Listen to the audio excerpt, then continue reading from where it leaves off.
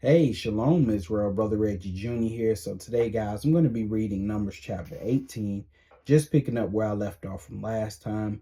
If you didn't get a chance to read Numbers chapter 17 with me, you can always go back and look at that video because it is up. But we're going to go ahead and continue on, brothers and sisters. I'm not going to do a whole lot of stopping in this one because really everything is pretty much self-explanatory. I might stop here and there, but for the most part, everything is pretty self-explanatory. So we're going to probably get through this chapter fairly quickly. So with that being said, guys, we're going to go ahead and get right into this. Numbers chapter 18 in verse 1. And it says, "And the Lord said unto Aaron, Thou and thy sons in thy father's house with thee shall bear the iniquity of the sanctuary." So anything that happened concerning the sanctuary, that was on Aaron and that was on his sons. And see, this is the stuff that Korah, Dathan, and Abiram, they didn't see, because these type of things weren't told to them. And so all they seen was the glitz and the glamour. They just seen Aaron and his sons ministering to the whole congregation, and they became envious. And you had Moses leading the entirety of the children of Israel, and again they became envious, but they didn't really understand the pressure, the weight that these men were under, because the task that they were given by the Lord was a big job. But all Korah and them could see was what they wanted to see. Because what you don't understand, you fill that void with assumption. And assumption is dangerous, brothers and sisters. Don't speak on something that you don't know about. Even me, I don't speak against the street camps. I don't speak against the churches, because though they may do some things that I may not agree with, that doesn't mean that the Lord did not send them. And so if I get in the way, I could get took out. So I address what I address, but hey, the Lord still has a purpose for everybody, because everybody is playing their role. And see, Korah, Dathan, Abiram, the 250 princes, see, they didn't want to play their role. They was worried about somebody else, what Moses and Aaron and them doing. Don't worry about what Moses and Aaron and them doing. You need to deal with the task at hand that the Lord gave you. And that's the problem with the children of Israel. Everybody can't lead, man. It's just the truth. You may not be strong as a leader, but you may be strong in this other area over here. But together we make up one unit. But that's a dangerous thing, brothers and sisters, to assume stuff. Don't ever assume anything, because you don't know what's going on behind the scenes. Because you do know Aaron and Moses and all of them, they still had family. They still had family members. They still got sick because they're men. So when people trying to do the work of the Lord, even us at Israel's church, some of y'all don't know, some of us, we be sick. Some of us have family members pass away. But guess what? We still have to continue to do the work of the Lord. We don't get to just sit back and mope around and cry all day and have a pity party. We still got the work of the Lord to do. Because heavy is the head that wears the crown. But though it's heavy, I'm going to wear it well, brothers and sisters. Verse 2. The end of verse 1 says, "And thou and thy sons with thee shall bear the iniquity of your priesthood." So, hey, anything that happened concerning offerings, concerning the sanctuary, cleanliness, all of those things, that fell on the shoulders of Aaron and his sons. Now, granted, the Lord didn't just leave them to do everything. He gave them the whole entire tribe of Levi to help them. And that's why we say, that's why the Lord said in the New Testament, he said, hey, pray for more laborers, because we need help. We need help out here, man. Y'all brothers and sisters, you need to get up and you need to teach, because a lot of y'all do a whole lot of backseat driving. Y'all should talk about this. You should talk about that and say this and that. Hey, how about you get up and you do some teaching? Because I know a lot of y'all brothers and sisters, man, y'all smart. A lot of stuff that we're just coming to the understanding of, the Lord has already revealed it to you, but you're not putting it out there. Don't be fearful. Become a laborer. Help. It's all hands on deck. We need help in this vineyard. This is a big job. We dealing with the 12 tribes of Israel. And they're not all together like they are here in the wilderness. No, they're scattered abroad all over the place. I can't reach the brothers and sisters in the Netherlands. Because why? I don't speak the language, so I can't reach them. But it take another brother and sister that speak the language that they speak to rise up and speak on God's behalf, not on our behalf. You ain't doing nothing for Israel's church. You ain't doing nothing for us. You doing it for the Lord. You're working in his vineyard. So you're raising up on the Lord's behalf, spreading his word. Okay. Verse 2. And it says, and thy brethren also of the tribe of Levi and the tribe of thy father, bring thou with thee, that they may be joined unto thee and minister unto thee. Yep, because again, like I said, the tribe of Levi, they were given to Aaron and his sons to help them. And so they too were responsible for the iniquity of the sanctuary and anything that went on concerning the Lord's work. Because the whole tribe of Levi, that was given to them to do. And when you come up under Christ, hey, it's been given us to do the great work of the Most High, the great work of Christ. Everything that Christ did in his ministry, that now falls on us. Just like we seen the apostles. They took up that mantle, that great work that Christ was doing. They took that mantle up. And they began spreading the gospel. Well, we too, coming up under the blood of Jesus. Guess what? We are now Christ's priest. See, Christ, he's the high priest. But we are the priests. We are the sons of Jesus. And so we too, brothers and sisters, we have to take on this mantle and we have to do this great work. There is no excuse, brothers and sisters, for us not to be doing something. You can't teach, that's fine, but you can at least make some flyers and hand them out. You ain't even got to talk to brothers and sisters. You can just say, hey, brother, hey, sister, and then hand them a flyer and keep it moving. You ain't even got to explain what the flyer is about. None of that. You could just make some flyers and just hand them out to brothers and sisters. You let the flyers do all the explaining. Because I know some of y'all brothers and sisters, some of y'all are shy. You don't really like talking to people. Hey, you could pass flyers. It's something. You could be doing something. And believe it or not, this stuff that I'm saying right here, brothers and sisters actually get mad at that. How dare this Negro tell me to get to work? That's how people feel when you tell them. But let me tell you about the children of darkness. They working every day. They working every night, all day and night to spread evil. Look at what the children of darkness has been able to accomplish. Because they've been getting to work doing something. This whole world infested with evil. The children of darkness have corrupted the entire earth. Because why? They are unified and doing Satan's will. And look, they've turned this whole earth into a pit, an abyss. This earth right now is an abyss. It's the bottomless pit. But let me keep reading, guys. I don't want to get stuck on one verse. End of verse 2. But thou and thy sons with thee shall minister before the tabernacle of witness. Verse 3. And they shall keep thy charge. Okay, so the children of Levi, they're gonna do what Aaron and his sons tell them to do. So they're gonna keep your charge and the charge of all the tabernacle, because the Aaron and his sons, they had power to have some of the people of the Levites to do certain things. And remember, we had read prior in Numbers how there were certain houses of the Levites that were given to certain of the sons. So it wasn't just like they could take anybody, but certain houses were given to certain sons, certain of the sons of Aaron. All right.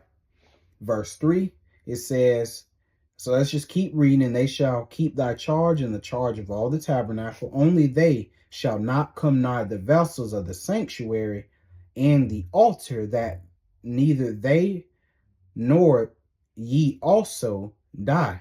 So remember too, if they were going to come to, it wasn't that they couldn't come near the vessels, but those vessels couldn't be exposed in their sight, because that was not for them to see or to deal with or handle at all. But when it was time, let's just say, for the sanctuary of this tabernacle to move, because remember, the Lord still had the children of Israel traveling, then Aaron and his sons, they had to place, I think they had to place like these covers over the vessels and stuff, so that way the sons of Levi, or the children of Levi, wouldn't die.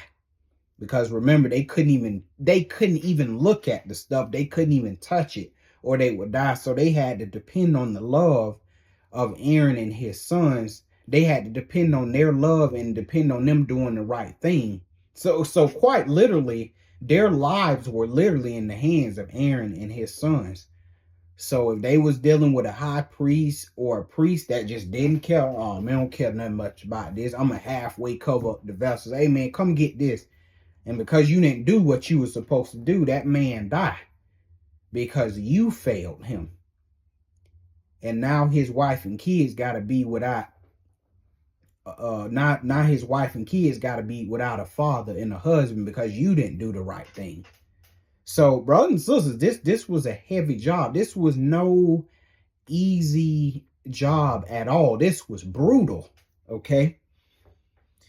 But we're going to keep reading verse 4, and it says, and they shall be joined unto thee.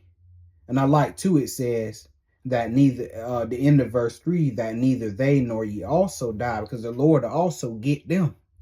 Also get the priests for their negligence, because the high priest could be killed. The priest could be killed by God for negligence. So the Lord didn't play none of that negligence stuff. When you dealt with the Lord, it was serious business. And I want to let you know, brothers and sisters, here in 2024, none of that has changed.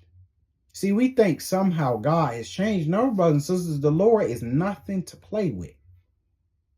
It's just today we have more grace. But the Lord, hey, don't be talking crazy and disrespecting him, because he'll still lay you out like school clothes. Verse 4. And they shall be joined unto thee, and keep the charge of the tabernacle of the congregation for all the service of the tabernacle. And it says, and a stranger shall not come nigh unto you. Now, who is the stranger in this case?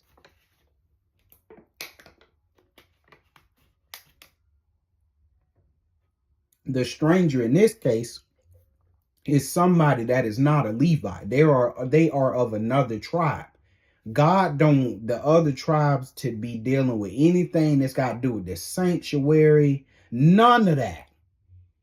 He don't want none of the tribes. I don't care what they think, how special they think they are. I don't care if they a king. Like, I think that's what happened to one of our kings, Uzziah. The Lord was giving him victory, and he got puffed up. He got proud. And he thought that, oh, I can go in this temple and start offering up the offerings that the high priest and the priest do. I'm going to offer up for myself. The Lord cursed that joker with leprosy. And he had it to the day he died. Why? Because he got full of himself. But why though? Because he was a stranger. The Lord didn't care that he was the king. He cared nothing about that. You were a stranger to me, because I didn't assign you to do the work of my temple, my sanctuary. Who are you? So the Lord cursed him. He lucky he didn't die, but the Lord just cursed him. And Uzziah was a good king too, but the Lord didn't care nothing about that. I didn't assign this work of the temple to you. I assigned that to Aaron, his sons, and the rest of the Levites. Who are you? So, brothers and sisters, we need to make sure that we stay in our lane. Stay in your lane, whatever it is, even if it's reading. If that's what the Lord got you doing, That's what you need to focus on until the Lord have you doing something else. If it's music you making, you focus on the music. But everybody need to stay in their lane. If you're an evangelist, well, I'm not good. I'm not good at teaching congregations and stuff like that. But I do notice, man, I'm a great evangelist. I'm good at getting out there on the streets and don't focus on that. But stay in your lane or you will get hurt. That's why, brothers and sisters, I don't bother with other brothers and sisters. Whatever work that the Lord got them doing, hey, that's what the Lord got them doing, but I'm not getting in the way because I'm not trying to get knocked off, because you don't know who the Lord has sent to do what. And so when you rise up against a brother and sister because you looking at them like they're just a Negro and you full of hate and envy, so you decide I'm going to get up and get in their way. Hey, guess what? The Lord going to have to deal with you, man. What you in their way for? You may not like them, but I've sent them to do a great work. Why are you in their way? And he going to have to take you out. That don't mean he going to kill you, but he'll hit you with a sickness, hit your family with something. You don't know what could happen. Because that's a lack of love and respect for your brothers and sisters. That's why these other street camps and these churches, hey, they still up and running. Hey, the Lord has a purpose for them. So I'm not going to get in their way. I mean, yeah, I may address a few things, but I'm not finna get in their way. Because God got all these brothers and sisters up doing something for a reason. Okay, verse 5. And ye shall keep the charge of the sanctuary and the charge of the altar, that there be no wrath any more upon the children of Israel. Verse 6. And I, behold, I have taken your brethren, the Levites, from among the children of Israel. To you they are given as a gift for the Lord, to do the service of the tabernacle of the congregation. Meaning added help. 7. Therefore thou and thy sons with thee shall keep your priest office for everything of the altar, and within the veil, and ye shall serve. I have given your priest office unto you as a service of gift. And the stranger, meaning somebody of the children of Israel that is not a Levite, son of Aaron, whether, son of Aaron, just a Levite in general, anybody that ain't no Levite. He say, the stranger that cometh nigh shall be put to death. Y'all better make sure that these other Israelites stay in their lane. Because I'm telling you, if they try to interfere with my business, I'm going to take them out. And so it behooved the rest of the 11 tribes to make sure, okay, let Aaron and his son take care of that, because we ain't trying to get took out. Verse 8 says, and the Lord spake unto Aaron, behold, I also have given thee the charge of my heave offerings, of all the hallowed things of the children of Israel. Unto thee have I given them by reason of the anointing, and to thy sons by an ordinance forever. So things that were offered up to the Lord. Okay, these were very hallowed things that was offered up to the Lord. And of course, we know that which is offered up to the Lord, a portion of that is given to Aaron and his sons and the rest of the Levites. Verse 9. This shall be thine of the most holy things, reserved from the fire. Every oblation of theirs or offering, every meat offering of theirs, and every sin offering of theirs, and every trespass offering of theirs, which they shall render unto me, shall be most holy for thee and for thy sons. And so, with this being the most hallowed things that the children of Israel offered, Aaron and his sons, they had to really treat this stuff with care. Because the Lord still didn't want you to disrespect the offering, because the Lord considered these offerings sacred.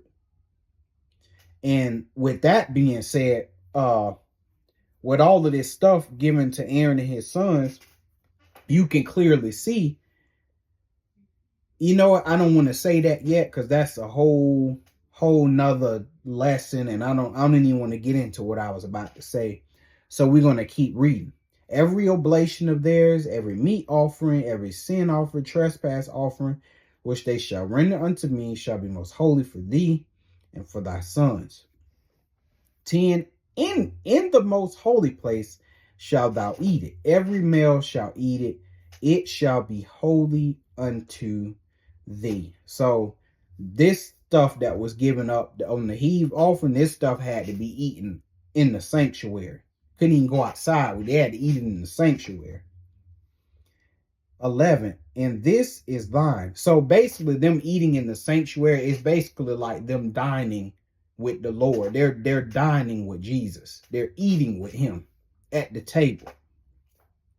And this is thine, the heave offering of their gift, with all the wave offerings of the children of Israel. I have given them unto thee, and to thy sons, and to thy daughters with thee by a statute forever.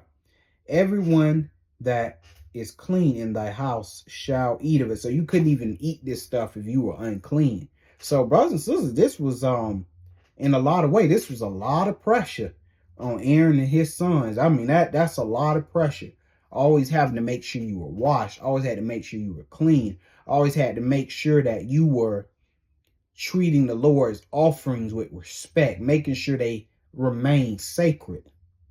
That's a lot for a man, meaning a flesh man who by nature is evil. And so all of that to say, thank God for Jesus. Trust me when I say that. Thank God for Jesus. Jesus made everything simple. That's why I say the simplicity in Christ. Thank God for Jesus.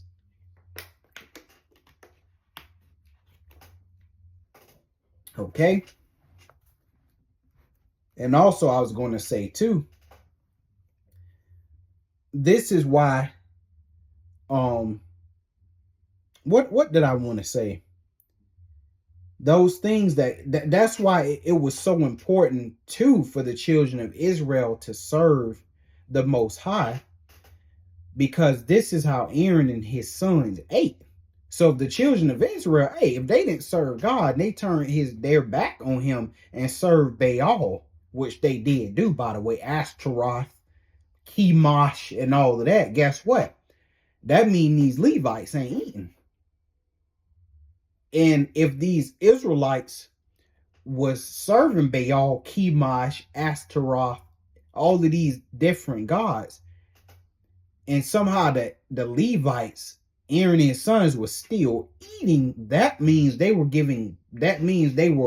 children of Israel was offering up polluted offerings, polluted sacrifices. Because the Lord don't want the offering from Baal. I don't want that mess. But you know Israel was doing it because Israel, they don't care about nothing. So a lot of what the Aaron and his sons got depended on the children of Israel serving God. So this was huge that the Israelites served the Most High. Verse 12. All the best of the oil and all the best of the wine and of the wheat, the first fruits of them which they shall offer unto the Lord, them have I given thee. Because again, the Levites was the Lord's inheritance. So whatever the Lord got, hey, those Levites, they got a portion of that. So, and mind you, the children of Israel, they bought the best of everything to the Most High. So guess what? If the Most High is getting the best of everything, that means these Levites are getting the best of everything. And I have to say it again. The Levites were not a broke tribe at all by any means. They were the most prosperous and most wealthiest of all the tribes, which lets you know that in a lot of ways they were in charge of wealth distribution. And we know that they did a terrible job. According to the scriptures, these Levites did a terrible job of wealth distribution. But that's another lesson. Verse 13. And whatsoever is first right in the land, which they shall bring unto the Lord, shall be thine. Everyone that is clean in thine house shall eat of it. Everything devoted in Israel shall be thine. 15. Everything that openeth the matrix in all flesh, whether they everything that openeth the matrix in all flesh, whether they bring unto the which they bring unto the Lord, whether it be of men or beasts, shall be thine. Nevertheless, the firstborn of man shalt thou surely redeem, and the firstling of unclean beasts shalt thou redeem. And those that are to be redeemed from a month old thou shalt redeem, according to thine estimation, for the money of 5 shekels after the shekel of the sanctuary, which is 20 gerahs. But the firstling of a cow, or the firstling of a sheep, or the firstling of a goat, thou shalt not redeem. They are holy. Thou shalt sprinkle their blood upon the altar, and shalt burn their fat for an offering made by fire, for a sweet savor unto the Lord. And the flesh, and brothers and sisters, I had already explained this, and I believe in Exodus, or was it in Leviticus? I can't remember, but I explained to y'all that the children of Israel, they had to keep making these offerings because these offerings were considered imperfect. That's why they had to always continue offering and offering and offering, because the offerings that they offered could not cover things one time and forever. They couldn't appease the Lord one time and forever with these offerings, because guess what? Bulls and goats did not sin against the Lord. Man did. So it would take a man's blood to be shed to be offered one time and for all time to appease the Father. And there was no man that was born of Adam that was perfect. And so that's why Jesus came, and he forfeited his life on our behalf, that we may appease the Father and have right to the tree of life. But in order to have Jesus as your offering, you must come up under his blood. Let's see where I was at. Well, we're going to read the second half of verse 17. Thou shalt sprinkle their blood upon the altar, and shalt burn their fat for an offering made by fire, for a sweet savor unto the Lord. And the flesh of them shall be thine, as the wave breast and as the right shoulder are thine. And the heave offerings of the holy things which the children of Israel offer unto the Lord have I given thee, and thy daughter have given thee, and thy sons and thy daughters with thee, by a statute forever. It is a covenant of salt forever before the Lord unto thee and to thy seed with thee. And the Lord spake unto Aaron, thou shalt have no inheritance in their land, neither shalt thou have any part among them. I am thy part, and thine inheritance among the children of Israel. And so imagine if the Lord was there physically, okay? Not just his presence, but I mean like physically. Let's just say he was getting up, walking around the sanctuary. He came out of the sanctuary. Do you know who would have been right there, laying eyes on him, touching him, speaking with him? Aaron, his sons, and the Levites. What a great honor. What a great honor what a great honor that would have been. Verse 21. And behold, I have given the children of Levi all the tenth in Israel for an inheritance, for their service which they serve, even the service of the tabernacle of the congregation. Neither must the children of Israel henceforth come nigh to the tabernacle of the congregation, lest they bear sin and die. So the Lord told them other tribes, hey, don't come up here. Neither must the children of Israel henceforth come nigh to the tabernacle congregation, lest they bear sin and die. But the Levites shall do the service of the tabernacle of the congregation, and they shall bear their iniquity. It shall be a statute forever throughout your generations, that among the children of Israel they have no inheritance, because again, the Levites was the Lord's inheritance. Now, that does not mean the children of Israel, that does not mean the Levites didn't have anywhere to lay their head. That's not what the Lord meant. Because they basically, how would I explain this? The Levites basically lived among the 12 tribes of Israel, but the 12 tribes of Israel, the 11 tribes, they provided room and board for the Levites. So basically the Levites were given apartments. That's the best way I could describe it. The 11 tribes gave the Levites apartments to live in. That's the best way I can put it. So they did, brothers and sisters, they did have a home per se, but they didn't own any land like the rest of the tribes, because, you know, having land is great wealth, but having the Lord is even greater wealth. But nevertheless, the Lord had the other tribes of Israel give the Levites room and board. He gave them basically apartments.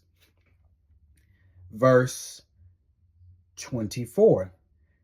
But, let me see. We're going to read 24. But the tithes of the children of Israel, which they offer as a heave offering to the Lord, I have given to the Levites to inherit. Therefore, I have said unto them, among the children of Israel, they have no inheritance. Why? Because I'm getting the best of everything. Therefore, that means my sons, the Levites, they're getting the best of everything.